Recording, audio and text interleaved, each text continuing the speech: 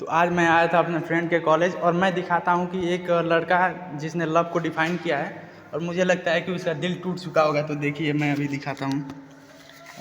एक सेकंड में अपने फ़ोन का फ्लैश लाइट ऑन कर लूँ तो आपको बेटर दिखेगा। ये देखिए, पकड़ना ज़रा। देखिए दीपक ने लिखा है कि दीपक की लाइफ रिया है, और फिर इसमें रिया ने क्या लिखा है कि मैं उसके साथ नहीं रहूँगी।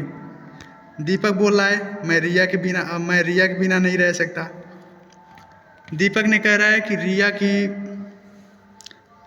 रिया का फ्रेंड आदि है, और फिर वही दीपक ने आकाश को बताया कि आकाश रिया को लाइक नहीं करता, पर रिया आकाश को लाइक करती है।